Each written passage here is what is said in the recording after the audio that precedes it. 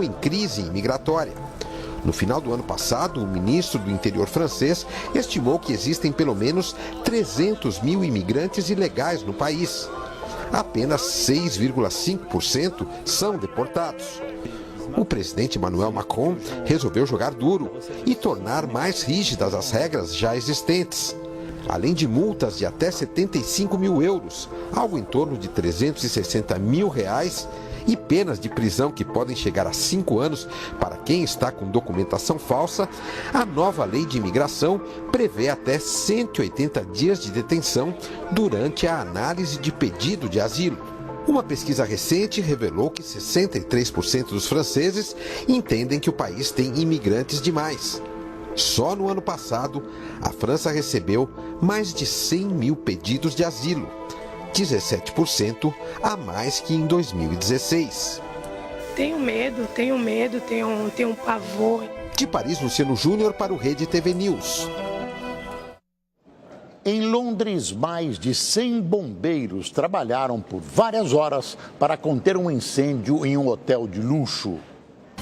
O prédio de 12 andares está localizado em Knightsbridge, uma das áreas mais nobres de Londres, e acaba de passar por uma reforma milionária. A fumaça era vista de longe e as ruas do entorno foram fechadas. As causas do incêndio são investigadas. A Assembleia Geral da Organização dos Estados Americanos aprovou hoje, com 19 votos, uma resolução para suspender a Venezuela do grupo. Um dos principais motivos foi a eleição presidencial, considerada uma fraude pela oposição venezuelana e por vários organismos internacionais. O governo chavista respondeu, dizendo que a suspensão do país é motivo de alegria e que os Estados Unidos fazem uma campanha de chantagem e ameaça contra a Venezuela. Nicolás Maduro foi reeleito no último dia 20 de maio. Mais uma polêmica envolvendo o presidente dos Estados Unidos. Desta vez, Donald Trump desconvidou o time campeão de futebol americano, o Philadelphia Eagles, para uma visita à Casa Branca. Nenhum atleta do time compareceu ao evento Celebração da América. O time respondeu dizendo que está agradecido pelo apoio que recebeu e vai continuar com os preparativos para a temporada 2018. Mal-estar entre os jogadores e o chefe da Casa Branca começou depois que alguns deles se ajoelharam durante a execução do hino nacional em protesto ao tratamento dado pela justiça americana aos cidadãos negros, que consideram desigual. Trump considerou o gesto falta de patriotismo. O novo tratamento contra o câncer, desenvolvido por pesquisadores americanos, usa as próprias células do sistema imunológico do paciente para combater o tumor. O correspondente Marcelo Medeiros explica como funciona. Judy havia tratado um câncer de mama há 10 anos quando recebeu a notícia. O tumor tinha voltado, agora mais forte. Estava também em outras partes do peito e no fígado. E desta vez, nem a quimioterapia e nem o tratamento com hormônios deram resultado. Eu pensei que ia morrer. Era o que a minha mente dizia. O pensamento só mudou quando a moradora da Flórida conheceu o médico Steven Rosenberg, que trabalha com diferentes abordagens para combater o câncer. Ele decidiu testar um novo tratamento em Judy. Primeiro, sua equipe identificou as mutações que estavam presentes nas células cancerosas. Eram ao todo 62. Depois retirou as células do sistema imunológico de Judy, aquelas que fazem a defesa do organismo, e viu quais conseguiam reconhecer algumas das mutações.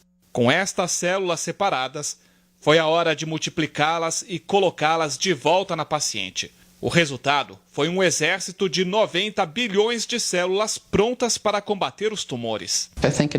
Depois de 10 dias, eu percebi que o tumor estava diminuindo e eu disse, uau, está funcionando.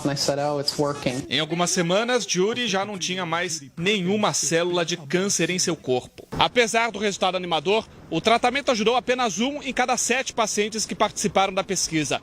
Ou seja, ainda não pode ser considerado a cura para o câncer, mas mostra que os médicos estão no caminho certo. O grande diferencial é que a abordagem não funcionou apenas com um tipo específico de câncer, mas também para diferentes tumores, e sem a necessidade do paciente se submeter a semanas de tratamento.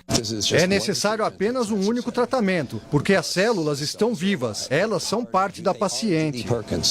Marcelo Medeiros, de Nova York, para o Rede TV News. Subiu para 75 o número de mortos na Guatemala depois da erupção do vulcão de fogo.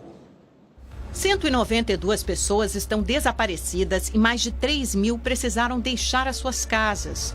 As nuvens de gás quente e os fragmentos das cinzas, rochas e pedras vulcânicas já afetaram quase 2 milhões de pessoas. A erupção é considerada a pior das últimas 4 décadas. Por causa da atividade vulcânica intensa nas últimas 24 horas, os trabalhos das equipes de resgate têm se tornado difícil e extremamente perigoso. Agora o esporte. Domingo, a seleção enfrenta a Áustria no último amistoso antes da estreia na Copa do Mundo. O técnico Tite, porém, não conseguiu realizar nenhum treino com a equipe completa. Mas o comandante também tem um problema bom para resolver. Veja os detalhes na reportagem de Érica Abreu.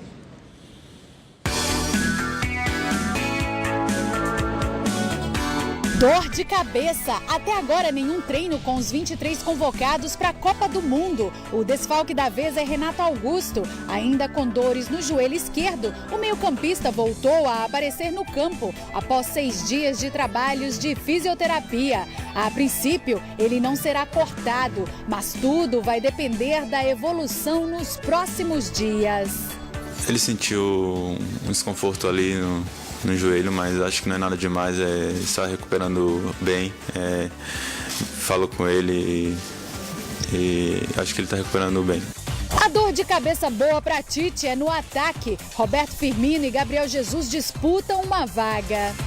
Roberto Firmino vive melhor fase. Terminou o campeonato inglês com 15 gols e chegou na final da Liga dos Campeões com o Liverpool, torneio em que marcou 10 vezes. No último domingo entrou no lugar de Gabriel Jesus no amistoso contra a Croácia e deixou o golzinho dele. O Gabriel também está numa excelente fase. E isso é o professor Tite que vai decidir. A dor de cabeça só vai ser dele. Mas a principal resposta do atacante não foi sobre a seleção. Ele comentou as declarações de Sérgio Ramos. O zagueiro da seleção espanhola e do Real Madrid ficou marcado por, na final da Liga dos Campeões, participar do lance da lesão de Salah e por um choque com o goleiro Karius. O espanhol diz que só faltava Firmino dizer que estava resfriado por causa do suor dele. O brasileiro foi direto. Eu achei que ele foi muito idiota da parte dele, mas tudo bem. De Londres, Érica Abreu para o Rede TV News. E já tem seleção desembarcando na Rússia. Veja. Os iranianos, comandados pelo técnico português Carlos Queiroz, chegaram em Moscou e foram recepcionados com festa no aeroporto. E olha que a torcida estava barulhenta. A seleção da Polônia, que também vai para a Copa, fazia um treinamento de ataque, ou pelo menos tentava fazer. 4 jogadores cara a cara com o goleiro e ninguém conseguiu sair para o abraço. E azar, hein? E por falar em falta de pontaria, a Rússia estreia no Mundial pressionada, depois de mais um amistoso sem vitória. Empate 1-1 contra a Turquia. Os russos não vencem desde outubro do ano passado. Já são 7 jogos de jejum. O presidente russo Vladimir Putin disse a uma televisão chinesa que Brasil, Alemanha, Argentina e Espanha são favoritas ao título. Da seleção de seu país, o presidente espera que os jogadores lutem até o final. Recado dado e fim de papo. A seleção de Portugal está completa. Cristiano Ronaldo foi o último a se juntar aos lusitanos. Ele foi confirmado no amistoso contra a Argélia sábado em Lisboa. Na China, um país que tem quase 1 bilhão e 400 milhões de habitantes, a população de terceira idade sofre de solidão. Um senhor de 80 anos chegou a se oferecer para adoção. Quem conta essa história pra gente é o correspondente na Ásia, Marcelo Espíndola. Levando placas, estes idosos fazem divulgação para restaurantes, entregam panfletos para casas de massagens, trabalham como motoristas de ônibus ou na limpeza dos parques, mesmo em dia de chuva. E na informalidade com banquinha para consertar relógio. Ocupam os mais variados empregos quando deveriam viver com conforto após décadas de trabalho. Atualmente, a China tem em torno de 220 milhões de pessoas com idade acima de 60 anos. A estimativa é que em até 2025 esse número passe para 300 milhões.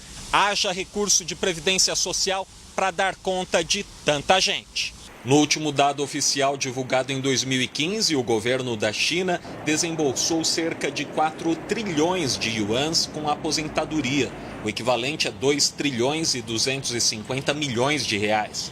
O governo estima ainda que até 2015, cada aposentado vai receber menos de 3 salários mínimos. Além da questão financeira, outra preocupação de quem se aposenta na China é a solidão. O medo de acabar a vida sem nenhuma companhia fez Han Zichang, que morava em Pequim, pedir para ser adotado. Ele colocou um anúncio no ponto de ônibus que dizia: velho solitário em seus 80 anos, forte, encorpado, pode comprar, cozinhar e cuidar de si mesmo. Nenhuma doença crônica. Me aposentei de um instituto de pesquisa científica em Tianjin com pensão mensal de 6.000 yuans por mês. A divulgação gerou repercussão na mídia, alguns contatos telefônicos a Zichang, mas nenhuma adoção efetiva. Em 17 de março deste ano, pararam as ligações que o idoso fazia à linha de atendimento ao amor, criada para evitar suicídios de idosos solitários. Nesta data, aos 85 anos, Zichang, pai de 3 filhos, viúvo que clamava por uma família, faleceu. Marcelo Espíndola, de Hong Kong, para o Rede TV News. E depois do intervalo, você acompanha a previsão do tempo. O Rede TV News volta já já.